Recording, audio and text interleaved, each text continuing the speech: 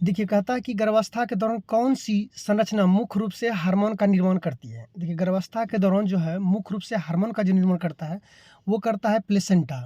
वैसे हम आपको बता देते हैं, जब महिला प्रेग्नेंट होती है, जब तक कि प्लेसेंटा पूरी तरह निर्माण नहीं होता है तब तक हार्मोन का सृजन कार्पस ल्यूटियम से होता है। ठीक है, यानी मैंने शुरुआती दौर में तो प्लेसेंटा निर्माण होने के दौर में रहता है, तो उस समय जो हार्मोन का सृजन होता है वो कार्पस ल्यूटियम से। जब प्लेसेंटा पूरी तरह निर्माण हो जाता है तो उसके बाद जो हार्मोन का सृजन होता है, यानी 3 मंथ तक, देखिए 3 मंथ तक हार्मोन का सृजन कार्पस ल्यूटियम से होता है। 3 मंथ के बाद जितना भी हार्मोन सृजन होता है वो आपका जो है प्लेसेंटा यानी अपरा से निकलता है। तो इसका आंसर क्या हो जाएगा? ऑप्शन नंबर बी, यानी गर्भावस्था के दौरान कौन सी हार्मोन मुख्य रूप से हार्मोन का निर्माण करता है? तो प्लेसेंटा यानी अपरा।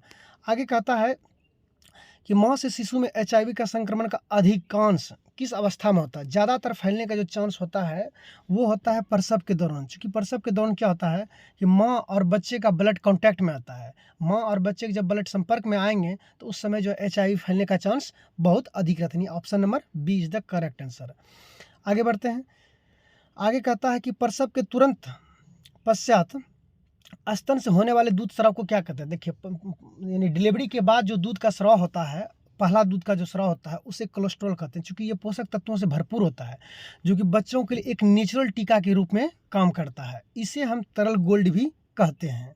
ठीक है, बच्चे के लिए जो है एक तरह से तरल गोल्ड के रूप में इसे हम कह सकते हैं।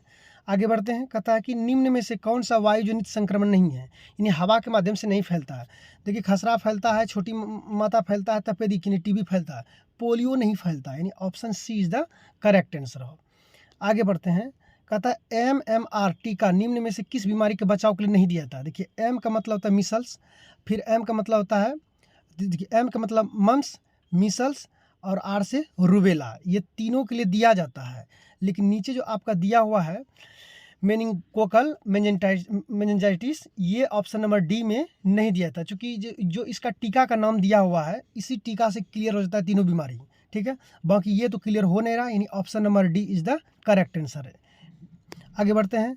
कहता है विश्व रक्तदान दिवस किस दिन मनाया जाता है? 14 जून को देखिए विश्व रक्तदान दिवस जो है मनाया जाता है। आगे बढ़ते हैं। कहता है शरीर में कौन सी कोशिका में केंद्रक नहीं पाया जाता? देखिए ये सेल है, सेल के अंदर में केंद्र होता है। ठीक है, केंद्र क्या करता है? पूरे सेल को कंट्रोल करता है, समझ रहे बात को। लेकिन आरबीसी जो होता है, आरबीसी, इसमें केंद्रक पाया ही नहीं जाता है।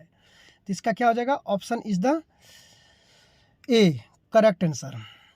आगे बढ़ते हैं।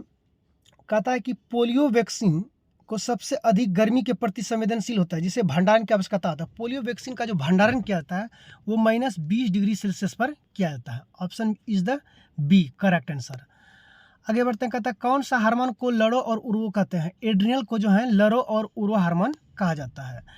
आगे कहता है मूत्र में एचसीजी यानी एचसीजी सबसे अधिक जो है कब स्रावित होता है? सबसे अधिक मात्रा में कब रहता है? तो 60 से 70, गर्भावस्था के 60 से 70 दिन के बीच में जो है एचसीजी की मात्रा जो है अधिक स्रावित होता है। Option number D is the correct answer.